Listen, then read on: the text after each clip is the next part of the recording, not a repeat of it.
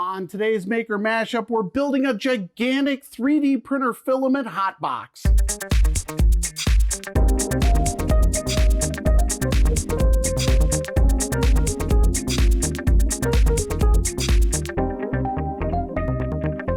So on today's Maker Mashup, we're going to be building a gigantic 3D printer filament hot box. Now, how this project got started is that I have used smaller hot boxes that I've made before, and I've wanted to do a video like this for some time. However, I finally got to the point that I've got enough 3D printer filament laying around in different colors and varieties that the box I was building no longer worked. Now, you can source your plastic tub anywhere you want. The big box stores sell them pretty cheap, so I was able to get this gigantic tub, and what we're going to do is insulate it, and then we're going to put one of these heaters in it. And this heater here is 150 watts, and it's designed with a fan already in place on it, so it will circulate that air in there. Then I'm going to be using another PC fan to help circulate it even more around that box. And then we're going to use this PID controller, and that will maintain our temperature. Now, I'm also going to be adding a humidity sensor to it as well, so that way you can see at a glance the humidity of the box. But in my experiments of using another hot box that I created, a much smaller one, I found that I was able to get that humidity under 20% in some cases, when I kept the box closed for a long period of time. So I'll be able to go and get filament out of the box and keep it at a good temperature and keep the humidity low so my prints come out perfect every time. So with all that said, let's get to work. So we're going to start here with the heater fan. We're going to need to solder some longer leads. I've already done some wire wrapping there, but what we're going to do is solder. And then once we've soldered the leads together onto some longer wire, then we're going to shrink wrap everything up and make it nice and tidy. I absolutely love watching heat shrink. Now we're going to make a makeshift terminal block. Essentially what we're going to do is just take these terminals and we're going to solder them all together on one side. And that will make assembling all of the different pieces a lot easier. We'll have one side of this that will be positive and the other side negative, and then we can just plug everything in there. Now we're going to go ahead and crimp on the ferrule connectors, and for this what I've done here is some of these will need to twist together and be connected together, while others are going to just be one wire in here. And you're going to want to also create a couple of small patch cords. Here you can see a complete schematic of how you need to wire this project up in order to make this work correctly with the PID controller. A few notes on this diagram here. So you can see with the center terminal block there are 3 red leads and 3 black leads. Those all plug into the same side on the terminal block. And then also the fan has 4 leads coming out of it, but you're going to combine those down to 2 leads. And 2 will be for the fan and 2 will be for the heater. So after measuring the container, I picked up some of this cheap insulation foam. It's like $5 a package at the big box store. And then what we're going to do is go ahead and cut and measure this to the inside of the bottom and the side panels and also the top panel of the box. So once we've measured this, we're just going to use an X-Acto knife to cut it out. Now you're going to want to use a hot glue gun, and we're going to go ahead and lay the hot glue down on the plastic itself.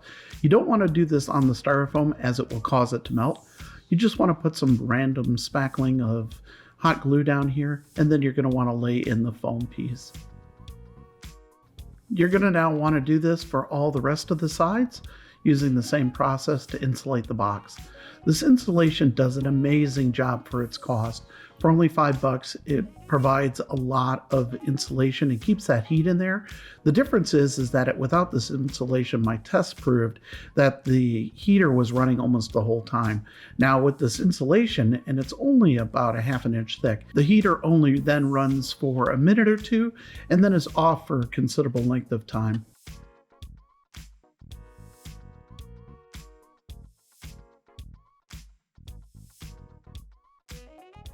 Once I was done getting the box ready, the next step here is to cut out a hole for the faceplate of the PID controller. This I just used a Dremel tool for, but you can use an X-Acto knife or a razor blade if that works better for you. I found this was a combination of 2 tools, using this and the razor blade to clean everything up. Once I was done with that, I made sure the faceplate fit, And then I also drilled a hole in the bottom and fed through the electrical so that way we have power running to it. I chose to put the power supply on the inside of the box, and the reason why I did that was so that way I was getting any benefit of the extra heat from the power supply generating that itself.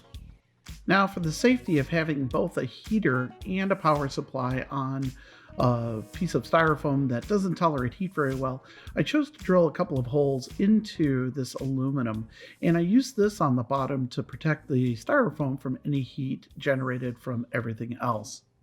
Here you can see I'm using a 3D printed part, which I've included links to in the description, and then I'm just using some Kapton tape to make sure that there's very little chance of it coming apart. Now, I could have made a better enclosure, but I'm only using PLA for this to hold this on. There's no real heat generated by the fan itself, so Kapton tape I felt was pretty good to just stick the fan onto the PLA print.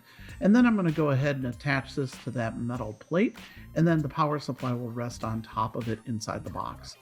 Our final step here is wiring everything together. Now, I'm using a fused outlet, so I didn't put an inline fuse, but you're welcome to do that if you want to add a little safety.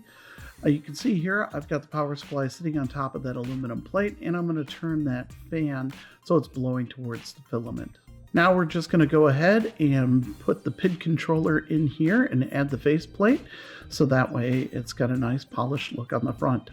Last but not least, we're going to run the sensor, which is really just the thermocouple or thermistor for the PID controller, and we're going to put that on the opposite side of the box, so we know that the far end is getting heated just as well as the end with the heater itself.